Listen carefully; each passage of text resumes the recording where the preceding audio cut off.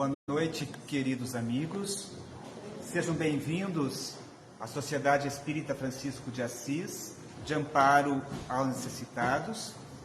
Também as nossas boas-vindas aos amigos que nos acompanham através dos nossos canais na internet. Nós vamos iniciar a nossa atividade com uma prece. Deus de amor, de bondade, envolve-nos a fim de que possamos contar com a Tua bondade nas tarefas que iremos desenvolver nesta noite. Permita-nos a inspiração a fim de que os temas do Evangelho que iremos conversar possam realmente encontrar vibração, ressonância junto aos nossos corações, aos nossos ideais, à busca que fazemos nesta vida, pela nossa própria espiritualização.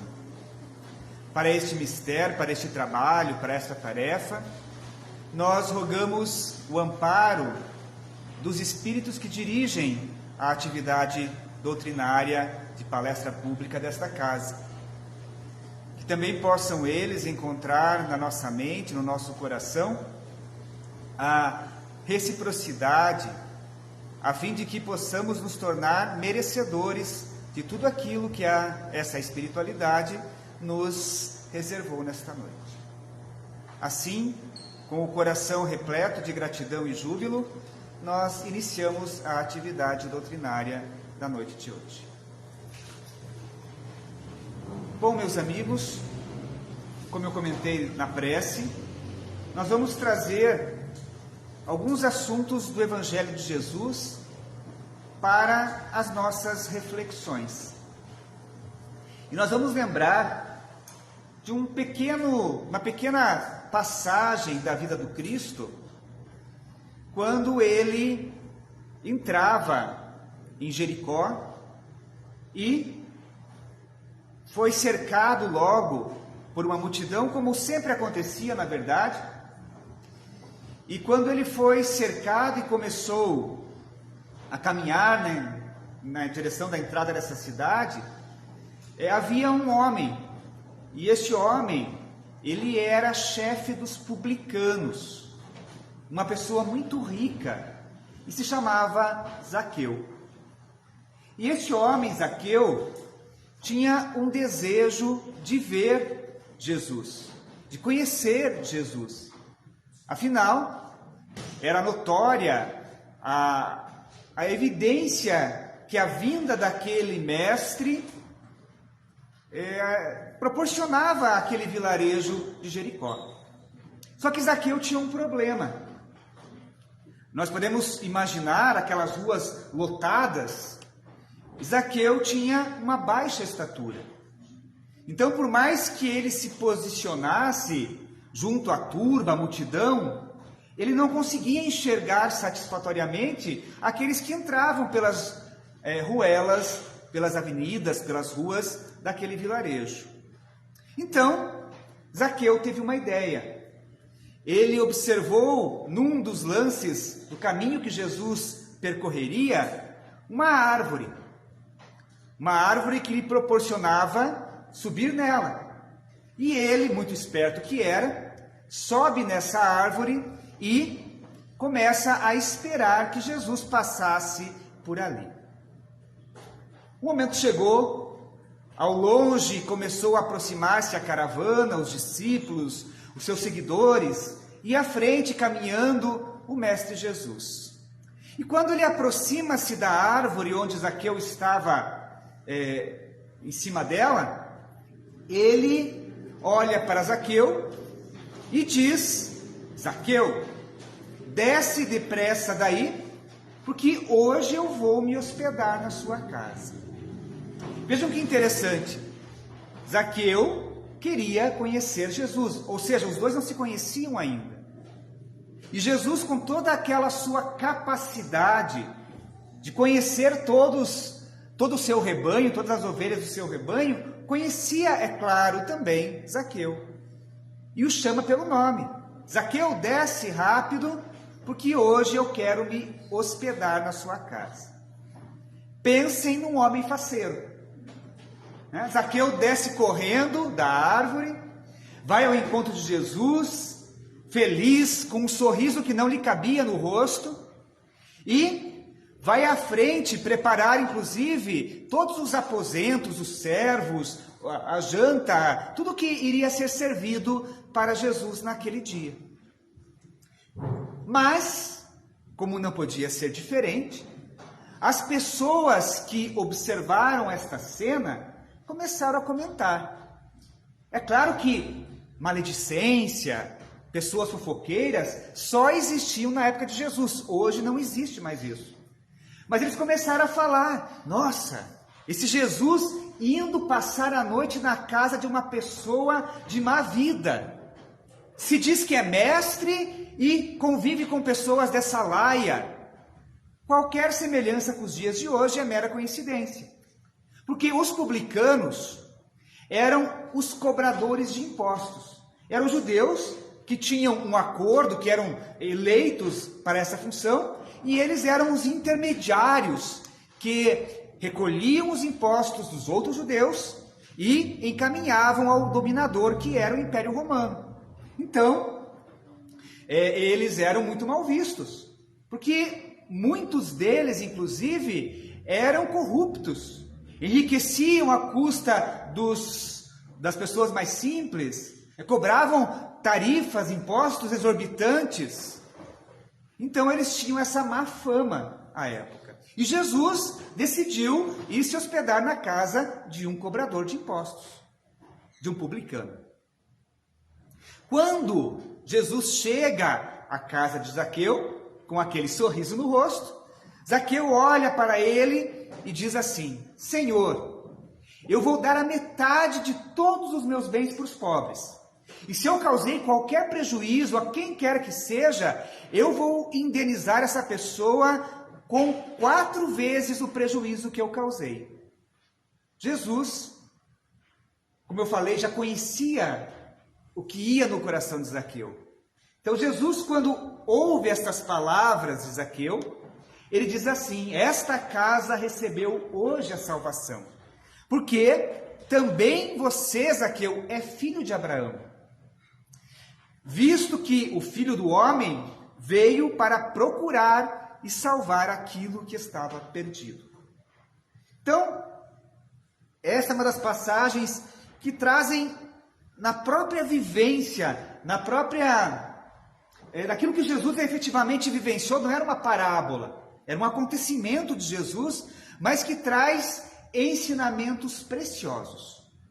E nós gostaríamos de começar essa conversa recomendando as obras de Amélia Rodrigues, psicografadas pelo médium baiano Divaldo Pereira Franco, que inclusive estará aqui com seus 95 anos, se não estou enganado, agora dia 9 de março, fazendo uma palestra no Clube Verde. Então fica aí o convite para todos. Mas Amélia Rodrigues, no livro Primícias do Reino, ela vai falar deste caso de Zaqueu.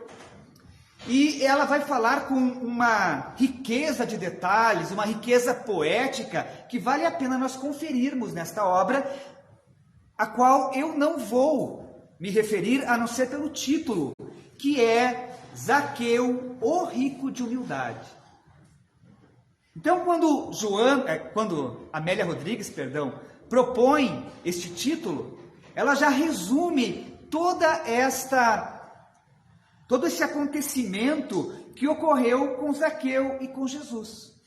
Zaqueu era rico, é claro, de posses materiais, mas ele também era rico de humildade, reconhecendo o quanto era pequeno diante de Jesus e propondo de alguma forma ajudar os outros com a riqueza que ele havia recebido, que ele havia conquistado. Quem esteve aqui conosco na semana passada vai lembrar que nós falamos sobre o jovem rico. E aquela célebre frase, que Jesus fala que é mais fácil um camelo passar pelo buraco de uma agulha que um rico entrar no reino dos céus. Inclusive o Marcelo faz uma contextualização desta frase, que não faremos agora novamente, mas quer dizer que é muito difícil uma pessoa rica entrar no reino dos céus. É claro que nós vamos traduzir esta frase da época de Jesus para o conhecimento espírita. O reino dos céus não é um céu onde nós vamos ficar a eternidade inteira contemplando Deus numa ociosidade chata. Não é isso. O reino dos céus é uma conquista interior. É um estado de espírito, um processo de evolução onde nós alcançamos esta paz íntima. Jesus dizia, o reino dos céus está dentro de vós. Então, é um estado interno nosso. Para que nós alcancemos este reino dos céus, nesta figura de linguagem que Jesus utiliza, parece muito difícil nós o alcançarmos se nós determos a riqueza material. Então, nós queremos trazer alguns aspectos para tentar traduzir a essência daquilo que Jesus quis nos dizer quando ele fala nesse sentido. E, inclusive, fazendo as ligações com a própria passagem de Zaqueu recebendo Jesus em sua casa e propondo usar a sua riqueza para ajudar os outros. Então, meus amigos, será que a riqueza é ruim? Será que a riqueza é ruim? Por que Jesus falou que é mais fácil um camelo passar pelo buraco de uma agulha? Na linguagem, pode ser um nó ou pode ser um desfiladeiro, como o Marcelo falou na semana passada. Por que é mais fácil esse camelo passar por um lugar tão estreito do que um rico entrar no reino dos céus, no reino de Deus? Porque a riqueza material, ela acaba gerando para os que a possuem uma série de atrativos, uma série de benesses, de coisas que muitas vezes nos afastam do verdadeiro objetivo da nossa vida. A posse dos bens materiais, muitas vezes, repetidas vezes, acaba nos deixando muito longe da realidade espiritual. Nos afasta, inclusive, do convívio com aquelas pessoas que talvez sejam as mais necessitadas da nossa ajuda. Tanto é verdade que nós observamos pessoas humildes, de parcos recursos materiais, que recebendo heranças, conquistando prêmios, ou através do seu trabalho alcançando a riqueza, tornam-se orgulhosas e acabam se afastando dos antigos amigos que antigamente com eles conviviam. Então, ter coisas materiais, ser rico deste ponto de vista, pode muitas vezes nos afastar efetivamente destas conquistas espirituais. Mas, na questão 918 do Livro dos Espíritos, quando Kardec vai interrogar sobre os caracteres do homem de bem, nós vamos ler que Deus nos dá poder e riqueza, considerando isso como se fosse um depósito, um empréstimo. Vejam que no próprio início desta frase já tem uma coisa muito importante. Deus dá a riqueza e o poder, outorga a riqueza e o poder, como um depósito, como um empréstimo. Então, se nós, eventualmente, recebemos em uma das nossas vidas aqui na Terra, a possibilidade de termos vasta fortuna, uma grande quantidade de bens materiais, uma riqueza imensurável, por mais que tenha sido objeto do nosso trabalho, só está em nossas mãos porque Deus nos deu. Só está em nossas mãos porque Deus nos emprestou. Não estamos aqui tirando o mérito de ninguém. É claro que nós podemos ter conquistado com o nosso trabalho. Mas existem pessoas que trabalham uma vida toda e não alcançam a mesma coisa que outras conseguem através do trabalho. Então nós podemos entender que, de alguma forma, a providência divina, e por algum motivo, concede a alguns o poder e a riqueza e a outros não. Continua a pergunta, a resposta, na verdade, dizendo assim, que cumpre a esse detentor da riqueza o papel de usá-la para o bem. O que normalmente não ocorre. Como eu comentei há pouco, muitas pessoas desprovidas de qualquer recurso, recebendo a dádiva da riqueza, mudam completamente, tornam-se orgulhosas, vaidosas, afastando-se daquilo que outrora eram. Pessoas humildes, pessoas trabalhadoras. E continua dizendo assim, delas o homem não se deve envaidecer, porque sabe o homem de bem que se Deus lhe ofertou esta possibilidade, a qualquer momento Deus pode lhe tirar esta possibilidade. Quantas pessoas que desavisadamente, pela própria irresponsabilidade ou por atos, por acontecimentos alheios a tudo que ela faz, perdem a sua riqueza. Alguns dias atrás, num programa televisivo, apareceu um senhor que havia ganho um prêmio na loteria de muitos milhões e estava completamente pobre. É claro que ele fez mau uso do que recebeu. Mas então, podemos hoje deter este poder do dinheiro e amanhã não temos mais. E isso nos coloca junto ao título que Amélia deu à passagem de Zaqueu. Zaqueu, o rico de humildade. Humildade reconhecendo que aquilo que nós temos nesta vida é tudo porque Deus nos ofereceu. Até o corpo físico. Até o corpo físico. Por mais que ele tenha sido gerado quando o espermatozoide fecundou o óvulo, mas só estamos aqui com este corpo porque Deus nos deu a oportunidade da reencarnação. Porque os mentores espirituais nos acolheram no que nós chamamos de ministério do planejamento reencarnatório, a fim de que nós pudéssemos traçar mais ou menos as condições que nós estaríamos vivendo hoje aqui na Terra. Então, tudo que nós temos aqui, meus amigos, é porque Deus permite. Então, não há de se orgulhar, não podemos nos orgulhar de nada. Temos que ser ricos de humildade, reconhecendo que somos o que somos por acréscimo da misericórdia de Deus. Só isso. Somos o que somos porque Deus assim o permitiu. Ainda nesta pergunta, nós temos a seguinte afirmativa.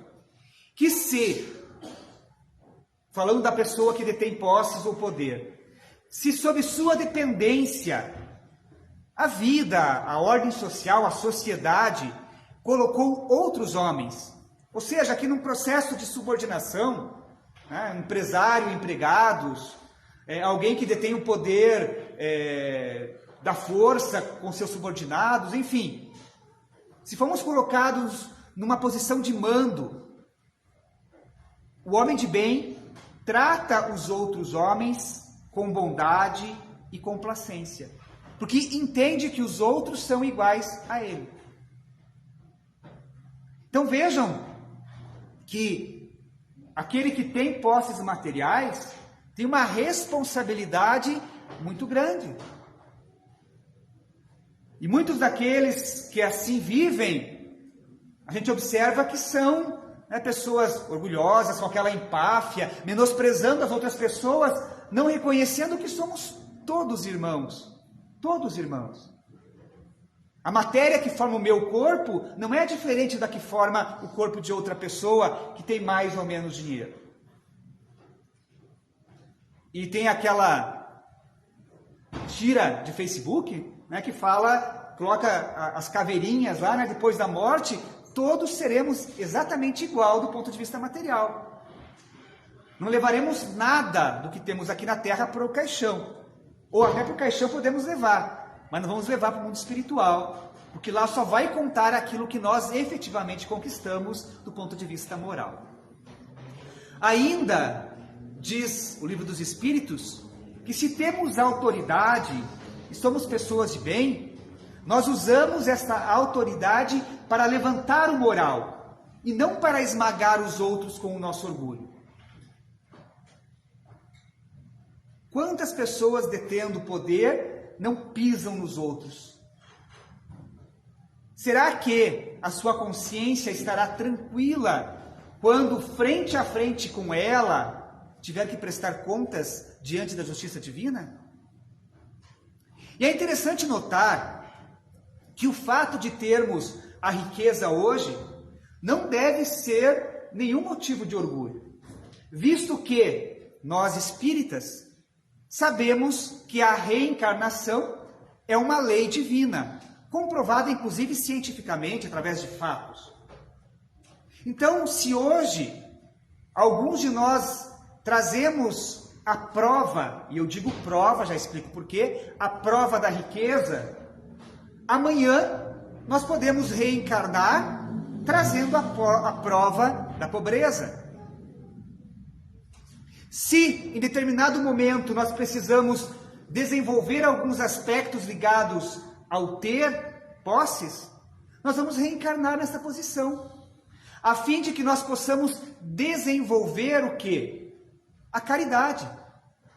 Porque se Deus coloca nas mãos de uma pessoa recursos amoedados, não é para o seu uso exclusivo, é para que ele possa distribuir bênçãos às outras pessoas através da caridade.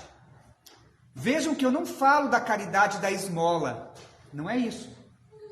Mas é a caridade de colocar estes recursos recebidos em favor do bem-estar e do progresso de toda a humanidade. Gerando empregos, por exemplo, de forma digna, sem exploração, mantendo organizações de amparo às pessoas com menos recursos, promovendo o progresso, porque a riqueza tem o seu valor. Vamos pegar, por exemplo, o caso da pandemia de Covid-19. Todos sabemos que vacinas foram desenvolvidas em tempo recorde. Se nós imaginássemos que todos nós na Terra tivéssemos as mesmas condições financeiras, a riqueza estivesse distribuída igualmente entre todos, quem de nós usaria todo o seu dinheiro, parco, é claro, porque seria pouco para cada um, a fim de desenvolver algo tão tecnológico e tão difícil como uma vacina? Então, estas grandes descobertas, estas grandes revoluções tecnológicas, dependem da concentração de riqueza nas mãos de alguns, que utilizam esta riqueza para o progresso da humanidade. Então, a concentração da riqueza tem a sua utilidade. É claro que por vezes, e muitas vezes, infelizmente, esses que a possuem utilizam apenas para a sua satisfação pessoal. Ou, qualquer coincidência com o nosso Brasil, utilizam a sua posição de poder para conquistar ainda mais riquezas, apenas para a satisfação sua e daqueles que lhes são próximos. Pensamos como despertará esta pessoa no mundo espiritual. E aí nós recomendamos outra obra de Allan Kardec chamada O Céu e o Inferno, onde ele traz diversas comunicações de espíritos que viveram a situação da riqueza, que viveram diversas situações aqui na Terra, contando como que acordaram lá no mundo espiritual e nos alertando que as escolhas que nós fizermos poderão ter consequências parecidas com a que eles tiveram também quando lá desembarcaram. Mas se nós temos a prova da riqueza, porque sim, a prova da riqueza é muito difícil. O orgulho fala muito alto, nós somos ainda pessoas orgulhosas. O egoísmo fala muito alto, nós somos pessoas egoístas. Então, compartilhar como Zaqueu, ajudar o próximo sem esperar recompensa, é muito difícil para todos nós. E é esta a função da riqueza, é esta a prova da riqueza, colocá-la em favor da caridade e do amor ao próximo. Nós também temos a prova da pobreza, que é, em outras palavras, a prova da resignação, a prova de um engrandecimento íntimo, compreendendo na humildade que somos filhos de Deus. E quando nós falamos resignação, meus amigos, não é a resignação passiva de, eu nasci assim, sou assim, vou morrer assim. Não é a resignação de cruzar os braços, mas é uma resignação ativa, onde nós empreenderemos, é claro, todos os nossos esforços para conquistarmos o nosso conforto, para conquistarmos aquilo que é necessário à nossa vida material. Mas se somos, de certa forma, conduzidos à prova da pobreza, há também aí uma lição de resignação e de trabalho que nós devemos executar nesta existência. E a roda das reencarnações é muito democrática. Hoje eu posso nascer rico, amanhã eu posso nascer na extrema miséria, a fim de exercitar todos os aspectos do ser espiritual que eu sou, a fim de que eu alcance um dia a perfeição. Porque se eu conheço só um lado, eu, é claro, não terei condições de alcançar esta plenitude espiritual. Existe neste mesmo capítulo que nós falamos, uma outra história que fala de Lázaro e de um homem rico. E esse homem rico vivia vestido de púrpura, tinha muitas riquezas. E Lázaro, miserável, pobre, não deixava nem que ele comesse as migalhas que caíam da mesa desta pessoa rica. E quando os dois desencarnam e vão ao mundo espiritual, conta a parábola de Jesus, que Lázaro vai ao seio de Abraão, fica lá no mundo espiritual superior, enquanto o rico vai para as regiões do Hades, para as regiões do inferno, na linguagem, é claro, da tradição judaica. E esta passagem, da mesma forma, nos ensina essa questão da humildade e do desapego. Porque quando nós observamos que o rico era vestido de púrpura, não é o símbolo apenas da riqueza material, mas é o símbolo do orgulho.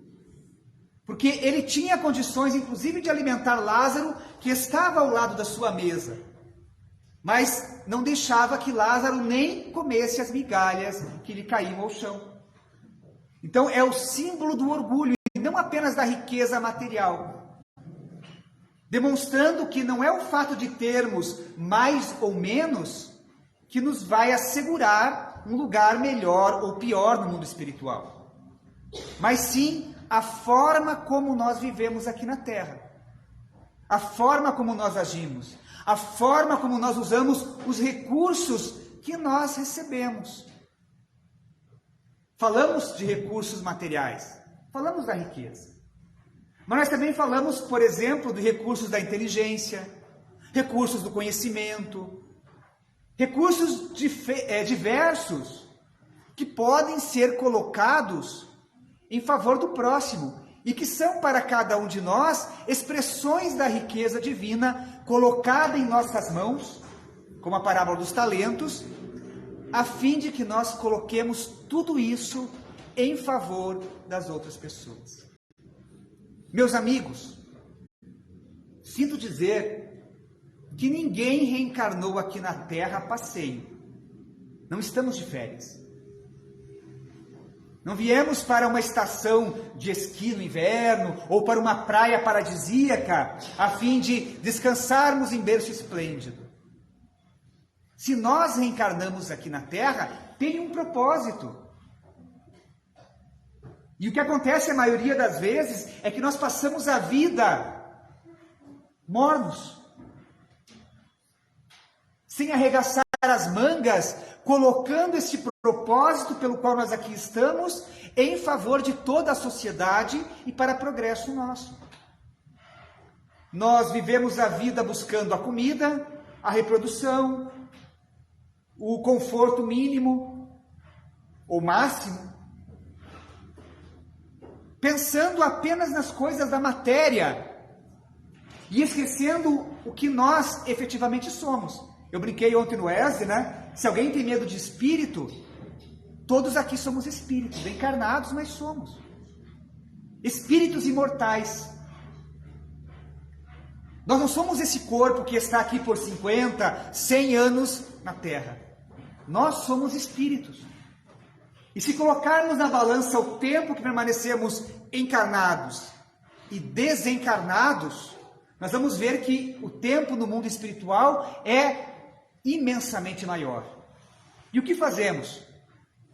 Vivemos nossa vida acumulando coisas inúteis aqui na Terra, sem acumular o verdadeiro tesouro que são as conquistas do Espírito. E para encerrar, e vindo ao encontro das conquistas do Espírito, nós lembramos que a casa oferece recursos para isso. Nas palestras públicas, nós temos grupos de estudo. Vejam a oportunidade que estamos tendo, participar de um grupo de estudos que vai nos ensinar, que vai nos auxiliar, dando-nos o ferramental para que nós tenhamos melhores condições de lutar contra as adversidades.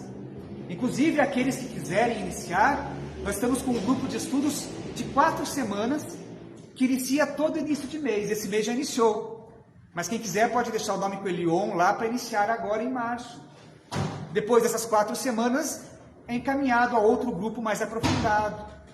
Nós precisamos trazer esses valores espirituais para dentro de nós, como conquistas que nos darão a oportunidade, daí sim, de sermos ricos de recursos para termos um lugar melhor no mundo espiritual, quando todos voltarmos para lá. Agradeço de coração a atenção de todos. E vamos encerrar buscando através da prece a conexão de novo com Deus, neste momento agradecendo a oportunidade que tivemos, agradecendo a possibilidade de pelo menos em partes começarmos a compreender a realidade do Espírito, visto que somos ainda muito pequenos para compreendê-la em totalidade, agradecer pela saúde relativa, ou pelas oportunidades de dor que Deus nos coloca para crescermos. Agradecermos, enfim, Senhor, por tudo o que a sua misericórdia nos oferece todos os dias para que sejamos felizes. Que a espiritualidade possa, nesse momento, encontrar em nosso coração tudo aquilo que precisamos, e não aquilo apenas que pedimos, a fim de que através do passe, através da prece, através da meditação que iremos empreender nesse momento, nós possamos encontrar essas respostas e receber esses auxílios. Muito obrigado, Senhor, pela oportunidade e muito obrigado aos queridos amigos por ter nos escutado nesse momento. Que assim seja.